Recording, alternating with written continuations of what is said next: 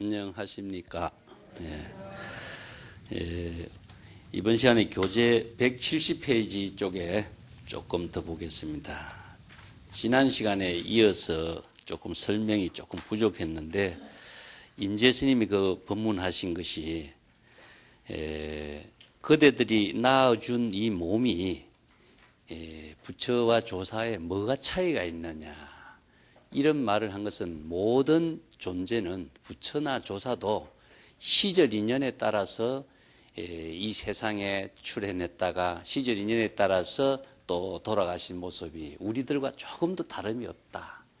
그래서 이제 기녀자성이라든가 불성이라든가 이런 그 불교의 평등 종교로서 일체 중생이 모두 구족하고 있다라고 하는 그 사실이 무한한 불보살의 도를 이루어서 도를 실현할 수 있는 가능성의 세계를 평등성으로 제시하고 있는 거거든요. 그리고 이 불교의 모든 법이 인연법에 의해서 이루어졌다라고 하는 사실도 평등성에 의해서 이루어집니다. 부처는 다른 법에 의해서 존재하고 중생은 또 다른 법에 의해서 존재한다면은 차별의 종교가 되겠죠. 그래서 불교는 평등의 종교다. 그래서 일체 중생이 모두 불법을 깨달아서 불보살도를 실행할 수 있는 그 가르침을 제시한 것이 불법이지, 불법은 어떤 특정인을 위한 가르침도 아니고 부처님이 이 특정의 종교를 만들기 위해서 만들어낸 것도 아니다. 그렇다면 이 법이라고 하는 것은 무엇이냐? 시절 인연의 법인 것이다. 그 시절 인연으로서 함께하는 이 법은 생물이나 동물이나 사람이나 일체의 모든 존재가 다 시절 인연의 인연법에 의해서 함께 이루어지고 또 소멸하고 하는 그 가운데 작용하는 법을 설해놓은 것이기 때문에 이 법을 바르게 깨닫도록 제시한 것이다 하는 겁니다. 그래서 인연소산이 아니냐, 그걸 강조하고 있습니다. 그런데 만약에 그대들이 부처를 구하고 조사가 되려고, 조사를 구하려고 한다면은 구하려고 하는 이 생각이 그대들이 부처라고 하는 마구니에 떨어지고 조사라고 하는 마구니에 떨어져서 영원히 중생의 그 경지에서 벗어나지 못하게 될 것이다. 보통 많은 사람들이 무엇을 추구하는 정신인데 유구개고란 말씀입니다. 구함이 있으면은 모두 다 괴로움을 초래하는 것이다, 이런 뜻입니다. 유구개고다. 그래서 무소구, 무소유라고 불법에서 이야기해지고 있죠. 소유하는 것이 없어야 되고 구하는 것이 없어야 돼. 무소유, 무소구.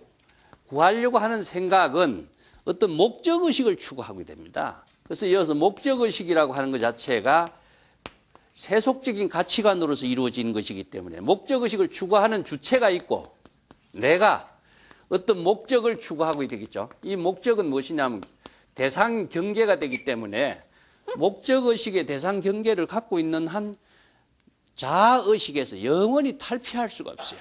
그래서 금강경에서 이야기하는 아상인상이라고 하는 자기의 주관적인 자아의식을 갖고서 내가 무엇을 추구하고 가지려고 하고 얻으려고 하는 그 생각에 만들어지기 때문에 영원히 주객의 대립에서 차별상에서 중생심에서 벗어나지 못하기 때문에 구하려는 이것이 자신도 모르게 무엇이냐, 업을 만들게 됩니다.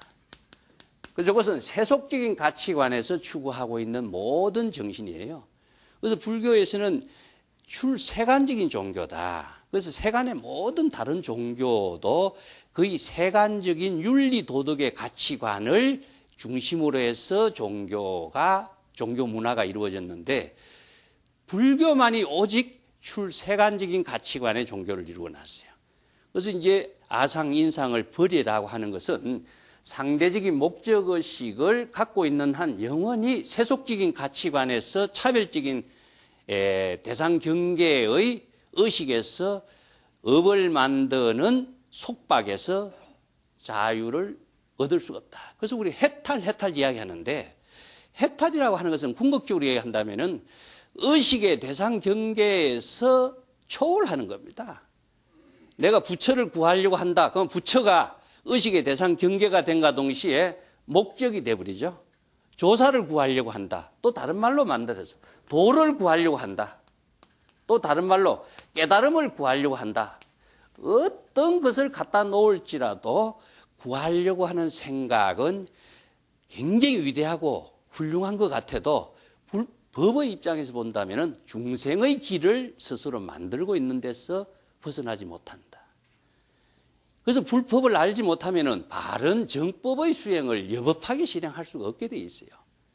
그래서 불법을 배운다라고 하는 것은 궁극적으로 자신이 어떤 목적의식을 추구하는 데서 완전히 벗어나야 되는 것이고, 그것은 자아의 진여의 지혜를 작용함으로 해서 임재가 이야기하는 수처작주란 말이 알죠.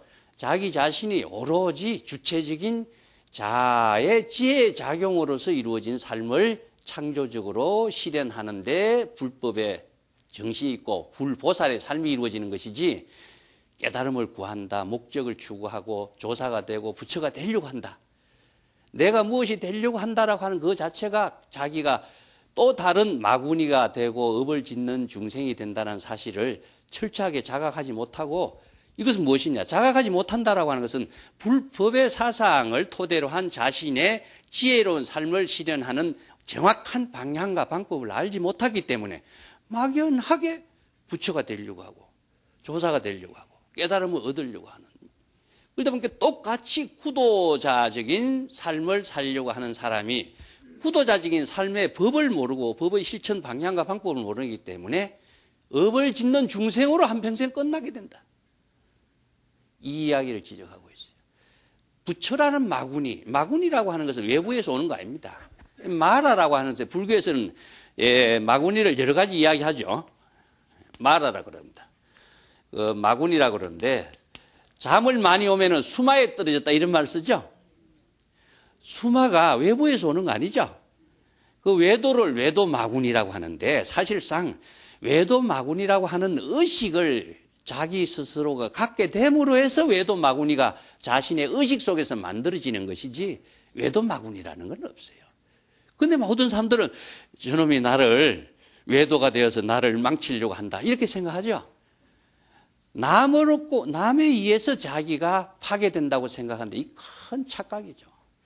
많은 사람들이 육조단경에도 이야기해요. 남의 허물을 보지 말라 이런 말을 쓰는데, 남의 허물을 보지 말라 하는 것은요, 남의 잘못을 보게 되는 것은 그 사람에게 문제가 생기는 것이 아니고 허물을 보는 내 자신이 스스로 업을 만드는 중생이 돼버려요. 남을 욕하지 마라 하는 말도 마찬가지고, 우리가 불교에서 윤리적으로 제시하고 있는 계율의 모든 실천 덕목이 남을 위해서가 아니라 자기 자신을 위해서 바른 지혜로운 삶, 인격적인 삶을 실현하게 하는 바른 가르침이기 때문에 그걸 이루어요. 남을 절대로 비판한다고 해서, 남을 욕한다고 해서 남에게 그 영향이 가는 것이 아닌데, 우리는 어떻게 생각합니까? 욕하는 내가 있고 욕하는 대상 경계가 있어서 내가 그 사람을 비난하고 욕을 하면은 이 사람이 바로 고쳐질 것이라고 생각하겠죠. 자기 스스로 업만 짓는 행위에 끝나버립니다. 그래서 남 절대 욕하지 마라, 화내지 마라, 썩내지 마라. 이것은 남에게 전혀 관계없는데, 화를 내고 썽을 내면은 자기 스스로 업만 짓는 중생이 되는 행위밖에 안 되기 때문에 이런 법문을 계율로서 제시하고 있는 겁니다. 그래서 불법을 모르면은 바른 방향과 바른 실천의 방법을 정확하게 알지 못하고 오히려 업을 짓는 중생으로 살게 된다. 모든 사람들이 깨달음을 구하고 소위 말해서 한소식을 구하고 도를 구하고, 그래서 마조가 자선하고 있는데 스승이 그대 무엇하고 있는가? 부처가 되려고 합니다. 그러죠? 부처가 되려고 하니까 자기 스승이 기왓장을 갖다가 갈면서 다른 그렇게 앉아서 부처가 되지 못한다 하는 것을 바로 가르쳐 주면은 이상한 소리 한다고 하겠죠. 그래서 기왓장을 갈면서 자기 스승이 기왓장 가는 모습을 보고 마조가 스승이 뭐 하십니까? 나 기왓장 갈아서 거울 만들려고 하네. 기왓장 아무리 만들어서 거울 대지 못하는 것처럼 자선을 해서 부처가 되려고 하는 그 생각이 자기가 마구니가 되어서 부처가 되려고 하는 목적의식이 자기가 중생이 되고 있기 때문에 그 목적의식을 갖고 있는 한 영원히 부처가 될 수가 없어요. 그것이 마찬가지로 기와장을 갈아서 거울이 될 수 없는 거와 마찬가지거든요. 이런 이제 훌륭한 선지식을 이런 방편으로 제자를 바른 교육을 시켜주는 것인데 불법을 알지 못하면 자각을 할 수가 없습니다. 불법에 의해서 자각을 해야 자신이 자각함으로 해서 새로운 모든 문제점을 업장을 소멸하게 되고 지혜로운 삶을 실현하고 창조적인 자신의 삶을 만들어갈 수 있는 힘을 갖게 되는데 자각할 수 있는 근거와 힘이 없는 사람이 자각을 아무리 해도 또 다른 업을 짓는 중생이 돼버려요. 그래서 불법의 대의, 내가 맨 처음에 이야기했습니다. 불법의 대의라고 하는 것을 정확하게 알 때 불법의 대의에 의거해서 바른 방향으로 실천할 수 있는 자각적인 삶을 만들어가는 수행을 우리가 참선 공부다. 그걸 정확하게 알아야 된다는 거예요. 그래서 여기에도 그 임재 그 이야기하는 겁니다. 부처를 구하려고 하면은 부처라는 마구니에 조사를 구하려고 하면은 조사라고 하는 마구니에 그대로 떨어져 버린다. 예, 그대들이 무엇인가를 찾아 구하는 것이 있다면 모두가 괴로움이 있을 뿐이다. 유구계고란 말이 그래서 생깁니다. 찾아 구하는 마음을 쉬고 번뇌 망념에 일이 없이 무사히 지내는 것이 더 낫다.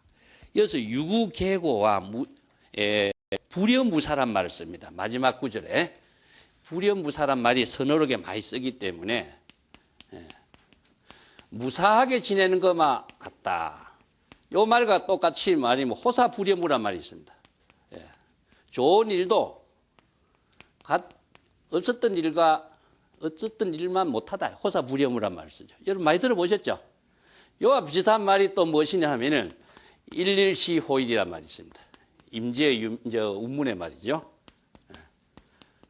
이런 이제 말들이 같은 성의 법문으로 자주 쓰이는데 무사한 것이 가장 좋다. 불여라고 하는 것은 무사한 것만큼 이제 갖지 못하다는 말인데 무사한 것만 더 훌륭한 일은 없다 이런 뜻이죠. 이런 무사라고 하는 말에 많이 오해가 생겨서 무사라고 하는 말을 이해한다면 무심이란 말하고 같이 이해를 해야 됩니다.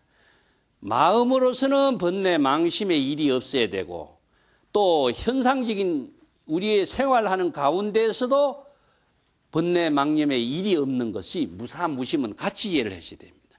그래서 이제 선의 용어들이 전부 다 중국 선성들이 한자로 그 당시에 언어로서 이야기해 놨기 때문에 우리가 지금 한자어를 글자대로 이해하면은 많은 오해가 생길 수가 있어요. 그래서 불법 공부를 하는데 항상 언어가 가장 중요합니다. 언어로서 우리가 사유하고 언어를 가지고 참고하는 참선 방법 말고는 없기 때문에 언어를 정확하게 이해하지 못하면 불가능해요. 그래서 무사무심이라고 한다든가 이런 언어를 그냥 막연하게 글자만 알아서 한대. 첫째로는 언어를 정확하게 알아야 된다. 글자의 문자의 내용을 정확하게 알아야 되겠죠. 그래서 두 번째는 언어가 제시하고 있는 그 뜻이 무엇인가, 의미가 무엇인가, 이 언어의 개념을 정확하게 알아야 된다. 이거 어떤 개념이냐 하면요. 불법으로 제시하고 있는 개념인 겁니다. 모든 것이. 불법으로 제시하고 있는 언어, 뜻. 한마디 한마디를 정확하게 알지 못하면요. 우리의 사고체계나 사유체계가 참선하는데 언어를 통해서 하기 때문에 이것이 이루어지지 않아요. 막연하게 하는 것은 참선 공부가 안 됩니다. 세 번째는 무엇이냐 하면은 불법의 사상으로서 이걸 또 정확하게 알아야 돼요. 불법의 사상과 정신과 또 자신의 지혜를 만들 수 있는 그 내용과 자신의 자비심으로서 실행할 수 있는 힘과 이 언어를 통해서 소화를 시켜야 돼요. 네 번째는 무엇이냐 하면 실천적인 의미입니다. 실천. 실천, 수행의 의미로서 이것을 파악을 해야 돼요. 이 글자만 많이 알고 있고 내용만 많이 알고 있어도 자신의 지혜와 인격을 만들어 가기 위해서는 실천, 수행하는 이 사상과 정신을 실천과 수행을 통해서 자신이 그 무사무심의 경지에서 지혜로운 삶을 실행할 수 있는 능력을 구족할 수 있는 것을 우리가 수행이라고 하는데 이것은 무엇이냐면은 방향, 항상 제가 이야기하죠. 방법. 방향은 어디에 있습니까? 이걸 두 개를 방편이라고 합니다.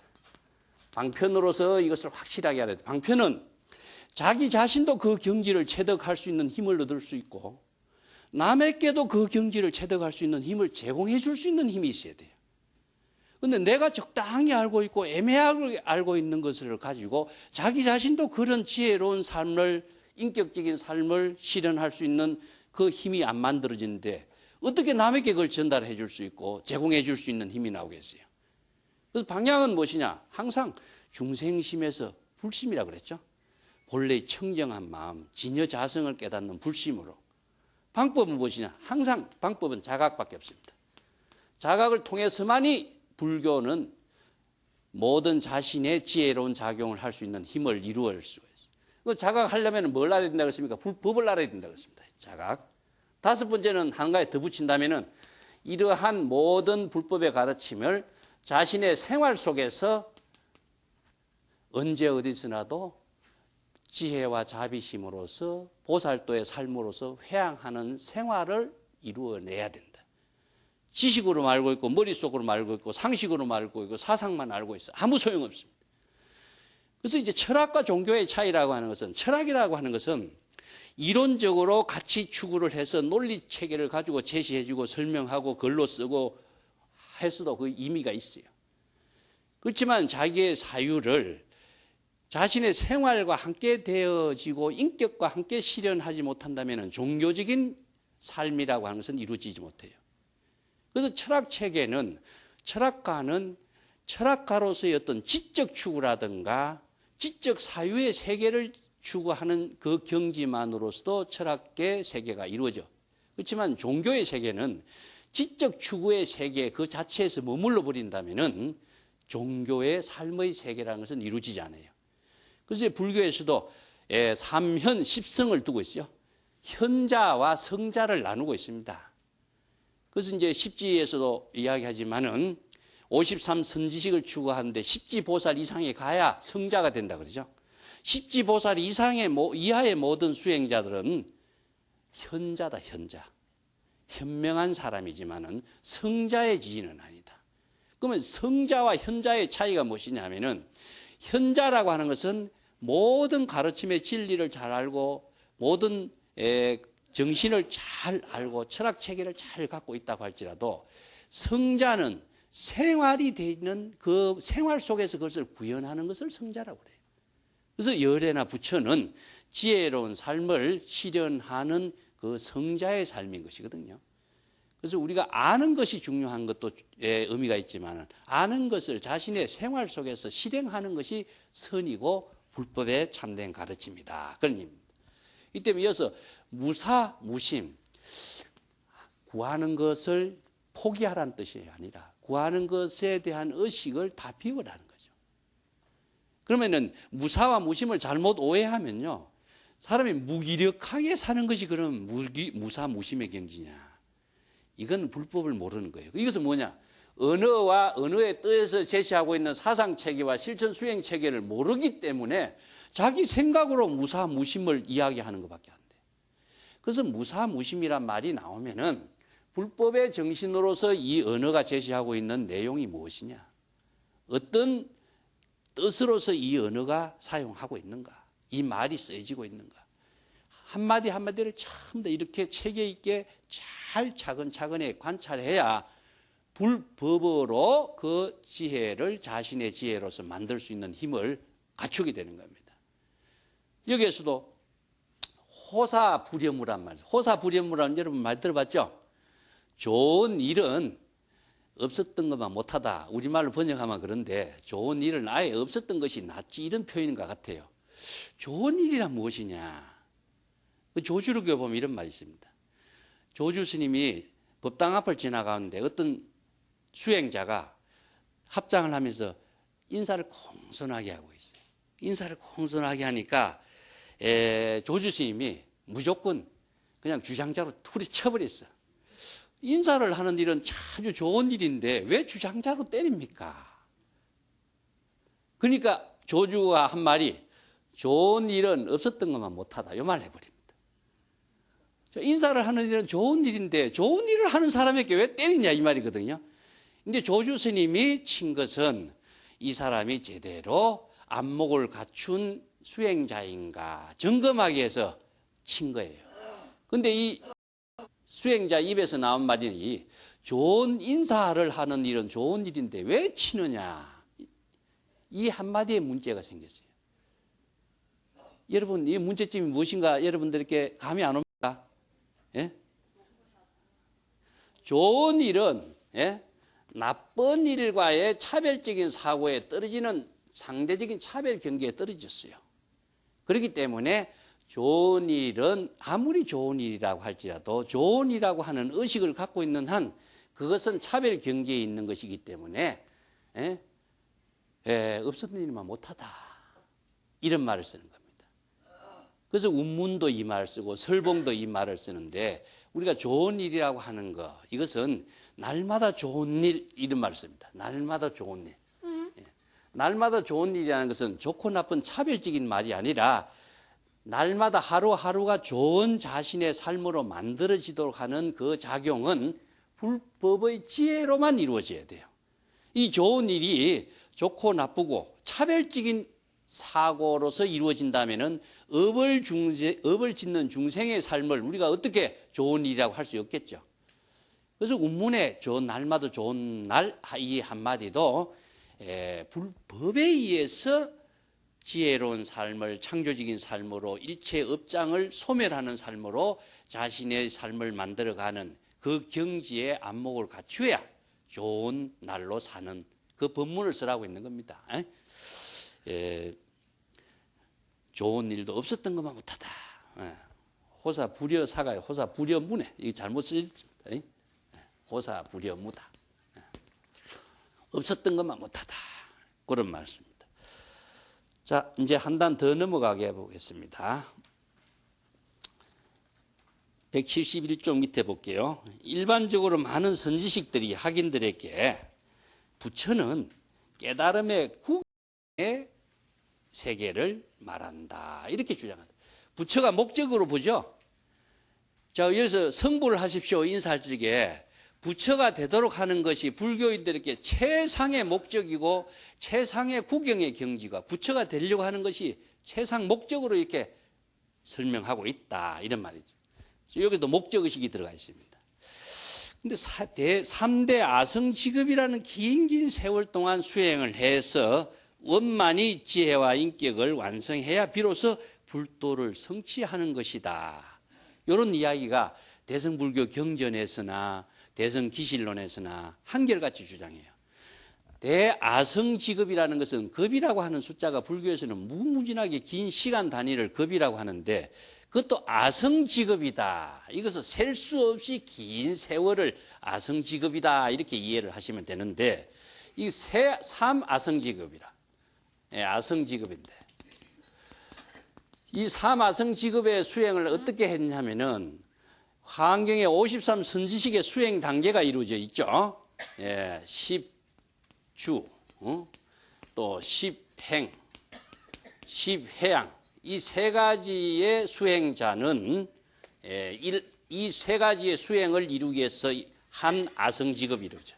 1아성직업이 지나가고 또 제 10지에 가서 10지 가운데에 1지에서 7지까지를 수행을 하는데 또 한 아성직업이 걸려.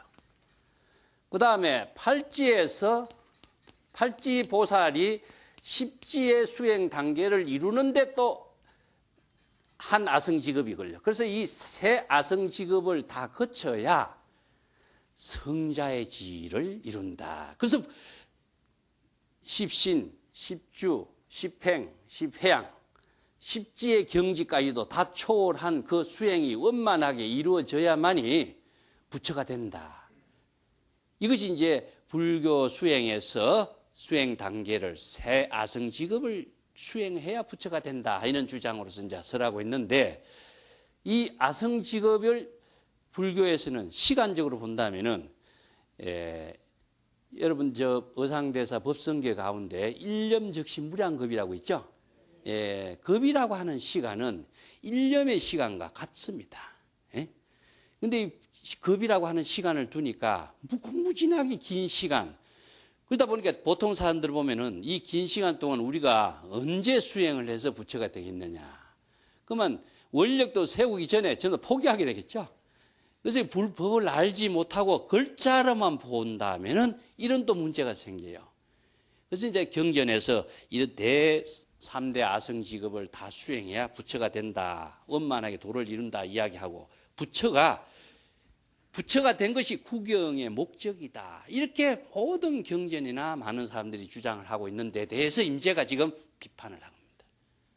제대로 불법에 맞춰서 이 뜻을 알아야 된다. 그 밑에 보겠습니다. 여러분, 그대들이 만약에 부처가 깨달음을 이룬 궁극적인 경지라고 이야기한다면 완전한 상태가 되겠죠. 부처는 아성직업을 거쳐서 모든 수행을 다 마치고 원만히 이루어놨기 때문에 부처는 완전한 경지, 완전한 단계, 궁극적인 목적지에 이른 단계 이렇게 한다면은 어째서 서가모니 부처님이 80년 동안 세상에 살다가 구시라성의 쌍림수 나무 사이에서 옆으로 누워서 열반에 돌아가셨는가? 그럼 부처는 지금 어디 있느냐? 그럼 부처가 궁극지고 완성 단계고 최종의 목적지라고 한다면은 그 부처, 서가모니 부처님이 있어야 될 거 아니냐 이거예요. 목적지에 이룬 그 단계로서 있어야 될 거 아니냐. 그러면 80년 동안 살다고 왜 돌아가셨느냐. 그 부처가 지금 서가모니 부처는 어디 있냐. 서가모니 부처뿐만 아니라 부처가 어디 있느냐. 이것이 지금 많은 사람들에게 부처라는 환상과 구경의 목적지적인 어떤 사고에서 벗어나지 못하는 하나의 부처라고 하는 병입니다. 병. 부처라는 병에 빠진 게만. 부처라는 병에 빠지게 많은 것을 불병이라고 그래요. 조사가 되려고 하는 병은 조사병. 요걸 이제 신병이라고 그러는데 신병의 종류를 나누어 가지고 크게 나눠서 불병이라고 합니다. 부처라는 병에 걸리게 만들어버려요. 부처가 되려고 하는 것. 여기에다가 여러 가지를 갖다 붙여요. 참선 수행자가 걸리는 병을 선병이라고 합니다. 선병이라고. 이게 전부 다 신병입니다. 신병. 부처가 되려고 하는 병에 부처가 궁극지로서 완성 단계 수행을 이루어서 최종 경지를 이루었다면 그 부처는 궁극적인 경지를 이룬 단계로서 있어야 될 거 아니냐. 근데 80년 살다가 돌아가셨고 그 부처는 게 어디 있느냐. 이런 불법의 참된 정신으로서 부처라고 하는 그 말의 의미를 부처가 무엇인가? 말의 의미를 아까 제가 정확하게 알아야 된다 그랬죠.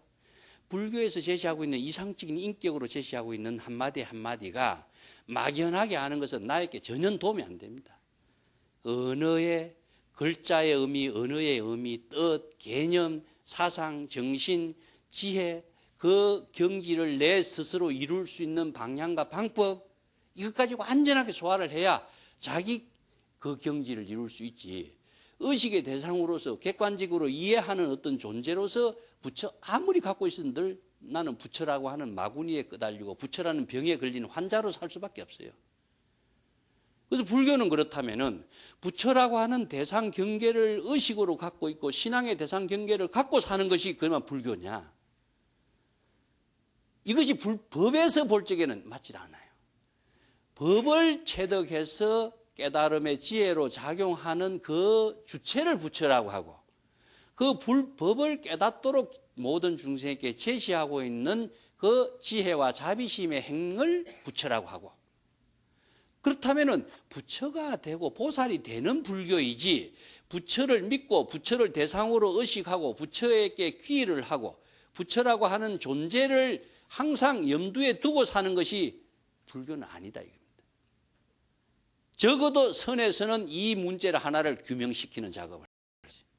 다른 종교에서는 신앙적인 차원에서도 여러 가지 방편으로 쓰고 있지만은 선에서만은 이 문제는 철저하게 본인이 일체의 의식의 대상 경계를 두면은 내가 중생이 되기 때문에 그래서 내가 보살이 되는 그 경지를 체득하고 실행하기 위해서는 부처라는 의식의 대상 경계, 보살이라는 거, 법이라는 거, 무엇이든지 의식의 대상 경계를 가지고 있으면은 자기 자신이 불병에 걸리고 선병에 걸리고, 이게 이제 불박이라고도 이야기합니다. 경전에서는 부처라고 하는 그 대상 경계에 속박돼 버리고, 그 불법에 아무리 가르침이 좋지만은 법에 대한 자신이 법을 자기가 활용하지 못하고 어느 문자의 경계에 법이라고 하는 가르침의 의식 속에 빠지면은 법박에 돼 버려.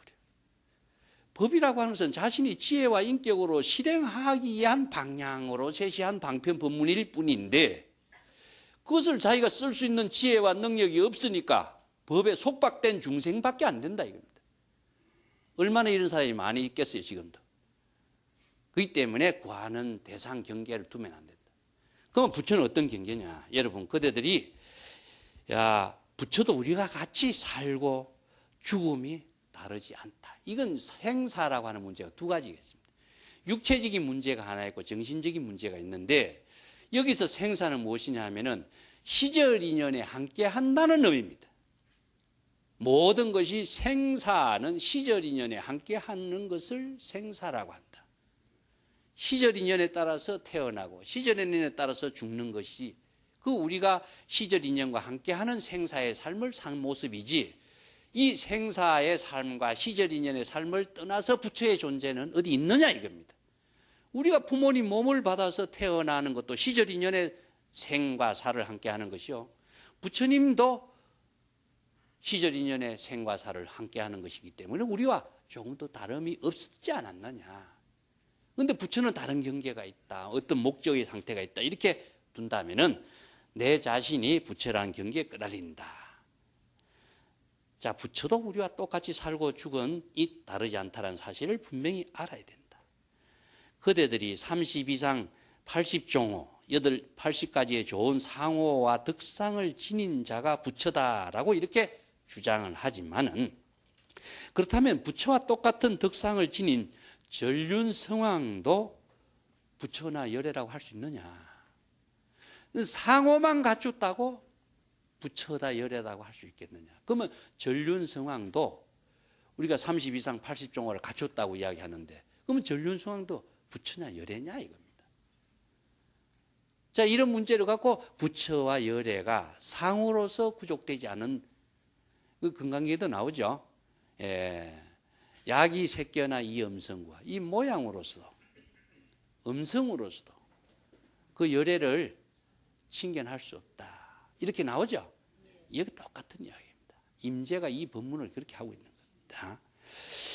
자, 30 이상 80종호를 지닌 덕상을 갖춘 자가 부처다라고 한다면은 전륜성왕도 그러면 부처라고 할 수 있겠느냐? 부처라고 하는 것은 화나인 것에 분명하다. 화나와 존재. 화나라고 하는 것은 존재하지 않는 거죠. 화나라는 것은 어떻게 존재하냐면 의식 속에 존재하는 것을 화나라 그럽니다. 의식 속에 부처라고 하는 개념, 부처라고 하는 환상만 갖고 있는 것일 뿐이다. 그러면 실제 부처와 의식 속에 화나로서 존재하는 부처. 그래서 금강경에서 무실이란 말씀입니다. 일체의 모든 존재가 불교에서는 구하는 것이 없어야 된다는 것을 법으로서 제시한 것이 무실이라. 실다운 존재는 하나도 없다. 실체로서의 존재는 일체 아무것도 없어요. 무실이기 때문에 이게 공입니다. 일체의 모든 것은 공하다는 뜻입니다. 부처도 실체하는 존재가 없고, 열애도 그렇고, 조사도 그렇고, 우리가 지금 불교에서 이야기하는 법이라고 하는 것도 실체로서 존재하는 법은 없어요. 그렇기 때문에 일체의 모든 것은 공이기 때문에 공이라고 하는 그 경지가 우리의 의식 속에서 일체의 의식의 대상 경계의 부처라든가 법이라든가 깨달음이라고 하는 의식의 대상 경계를 다 실체가 있다고 생각하니까 구하게 되는 것이죠. 불법에서는 실체가 없다라고 한 사실을 강조한 것이 금강경에서 무실입니다. 무실. 실체가 없는 것이다. 실체가 없는 것이기 때문에 구하려고 하는 생각을 가지고 안 되고, 구하려고 하는 생각을 가면 모두 다 고통을 초래하는 일이 되는 것이다. 여기서 유구개고라고 하는 말은요, 고라고 하는 말은 뭐와 연결되어 있습니까? 업과 연결되어 있어요. 구하려고 하는 생각은 업을 짓기 때문에 고가 되는 건다 이야기입니다. 그래서 구하려고 하는 것을 얻지 못하는 괴로움도 있지만 구하려고 하는 그 자체가 업이 되기 때문에 고를 초래하는 행위밖에 안 돼요. 그래서 삼계에 윤회하게 된다는 이야기죠. 이 때문에 실체가 없는데 실체가 있는 것처럼 구하려고 하는 것은 이걸 착각이다. 중생 그래서 전도몽상 착각하고 있다. 환상인데 존재하는 것으로 착각하고 있는 것이 부처가 있다고 생각하는 것을 지금 임재가 철저하게 지금 비판하고 있는 겁니다. 옛 사람도 말하기를 열애의 몸에 갖춘 덕상의 모습은 세간 사람들이 기대에 맞춘 것이다. 이게 뭐냐? 방편으로 제시하고 있는 법문의 의미이다. 그 32상 80종호가는 인간의 모습으로서 가장 위대하고 가장 아름답고 가장 완벽한 그 모습을 제시하고 있는 것을 이야기하는 것인데 왜 이런 표현을 썼느냐? 세상 사람들의 기대에 맞춘 것이다. 이건 요청의 종교다 하는 겁니다. 요청이다. 그래서 모든 종교는 사실상요, 시대적인 요청이다고 나는 이야기합니다. 우리가 시대적인 요청이라고 하는 것은 종교의 문제뿐만 아닙니다. 필요는 발명의 어머니다. 이것도 시대적인 요청이에요. 우리가 가정생활에 필요한 모든 도구가 문화생활을 만들어가는데 필요에 의해서 만들어진 도구죠. 그런데 이것은 생활상의 모든 도구라고 한다면은 우리의 모든 정신과 깨달음과 지혜를 이룰 수 있는 요청의 종교의 의미는 우리가 위대한 이상형의 종교, 이상형의 인격, 이상형의 자신의 삶을 실현할 수 있는 그 위대한 가치성의 요청이죠. 그 신이라고 하는 것도 요청이고 부처라고 하는 것도 요청이다. 그래서 왜 부처란 말을 굳이 요청으로 했냐? 중생의 삶에서 벗어나게 하기 위해서 부득이한 방편으로 부처라고 하는 언어와 이상형의 인격체와 이상형으로 이루어진 32상 80종호라고 하는 그 원만한 덕상의 모습을 제시하는 부처를 제시하는 겁니다. 그러면 방편이죠. 방편이라고 하는 것은 어떤 존재든 간에 실체가 없어요. 그런데 실체가 있는 것으로 착각을 하고 있다. 이게 명상이 없다. 금강경에서 그렇게 이야기했는데도 많은 사람들은 명상을 추구하고 있지 않느냐. 이것은 불법에 의해서 우리가 진실을 바로 체득하는 안목을 갖추지 못했기 때문에 말만 하면은 말이 진실인 것이냐 모든 사람이 거기에 집착을 해버리고 말만 하면 그것이 있다라고 착각을 하고 거기에서 업을 짓고 집착하고 벗어나지 못하고 있는 모습이다. 그걸 철저하게 임재가 비판하고 있습니다. 그래서 항상 불법에 의해서 지혜로 관조하는 능력을 갖추는 것이 참선 공부지 불법을 무시하고 참선은 이루어지지 않습니다. 불법을 무시하고 바른 방향과 바른 지혜를 체득하고 바른 안목을 구족할 수 있는 능력은 있을 수가 없어요. 그런데 불법을 무시하고 자기 생각대로 부처가 있다, 법이 있다 이렇게 생각하는 거예요. 이것이 얼마나 중생이 자기 중심으로 생각하고 있는 것이냐. 그 때문에 봅시다. 요청이다. 기대에 맞춘 것이다. 사람들이 허무의 편견을 일으키지 않도록 하기 위해서 방편으로 붙인 일입니다. 허무의 편견이라는 것은요. 부처는 아무것도 없다. 일체 모두 공하다 딱 하면은 이 공의 법문이 불교에서는 정말로 착각을 일으킬 수 있는 말 한마디예요. 이 당견과 편견, 허무주의에 떨어질 수 있는 하나의 의미를 또 착각을 갖게 됐다 이겁니다. 이 공이라는 법문 하니까 일체의 모든 것은 다 공하다 이렇게 하니까 그러면 허무주의 아니냐? 그럼 할 이유가 뭐가 있느냐? 굳이 수행할 이유도 없고 굳이 부처를 다 공하고 빈데 화나와 같은 존재인데 부처를 어떻게 구할 필요가 뭐 있느냐? 이런 단견에 떨어지죠. 자기의 가능성의 세계의 실현이라고 하는 것 자체를 스스로 포기해버리는 이런 문제가 나와요. 그래서 공을 잘못 이해해서 생기는 문제다 이겁니다. 그래서 아까도 얘기했지만 공이라는 언어, 불법을 통해서 제시하는 언어, 불법을 통해서 제시하고 있는 공이라고 하는 불법 사상의 정신, 공의 실천을 통해서 불법의 반야의 지혜를 실현할 수 있는 그 가르침, 그러한 방법, 그 공의 실천을 통해서 불보살도의 삶을 지혜로 실현할 수 있는 창조적인 힘, 이런 것을 정확하게 알지 못하고 자기 생각대로 일체가 공한 것이요, 허무인 것이요, 텅 빈 것이요. 이 말만 기억을 하고 불법을 공부하니까 당견에 떨어지고 편견에 떨어지고 허무주의에 떨어져 버려요. 이렇게 하면은 좋은 불법의 가르침을 바르게 실천하지 못하게 된다. 이 때문에 당견에 떨어지지 않도록 하기 위한 방편으로서 붙인 이름이다. 그래야 부처는 이상적인 인격이죠. 이상적인 인격 그 자체가 실현되도록 하는 방편으로 제시된 것이다. 우리가 법당에 부처님 모신 이유도 마찬가지죠. 그래서 이상적인 인격으로서의 위대한 삶을 같이 이룰 수 있는 원력행을 함께 하도록 하기 위해서 부처님을 모시고 부처라는 이름을 방편으로 제시한 거예요. 이건 마치 뭐와 같으냐. 큰 배를 만들어서 그 배라고 하는 부처라고 하는 배, 불교라고 하는 배, 보살이라고 하는 배를 만들 때에 여러분들이 원력을 세우면 그 배에 같이 동성하게 되는 거예요. 그 배가 만들어진 배를 동성하면 쉽게 갈 수가 있죠. 그게 대성이라. 그래서 불교에서는 불보살이 되도록 하는 원력을 세운다라고 하는 것은 불보살이라고 하는 위대한 대성이라는 큰 술에 큰 배에 동참하도록 하는 거예요. 자연스럽게 불보살행이 이루어지도록 하는 힘이 함께 작용하죠. 이걸 방편 법문의 의미로 제시한 겁니다. 그래서 32상도 사실상 방편으로 제시한 것이지 32상이라는 그 구체적인 실체가 있는 것도 아니다. 방편이다. 그럼 80종호라고 하는 위대한 그 상호를 갖췄다라고 하는 것도 그 실제로 이 실체가 있는 상호라고 착각해서는 안 된다. 그런데 실체가 있는 것을 착각하니까 중생이 된다 이거죠. 그래서 화나의 신체가 깨달음의 당체가 아니라 화나의 신체라는 것은 무엇이냐 하면은 시절 인연에 따라서 이루어진 것을 화나의 신체, 무상한 존재의 신체란 뜻입니다.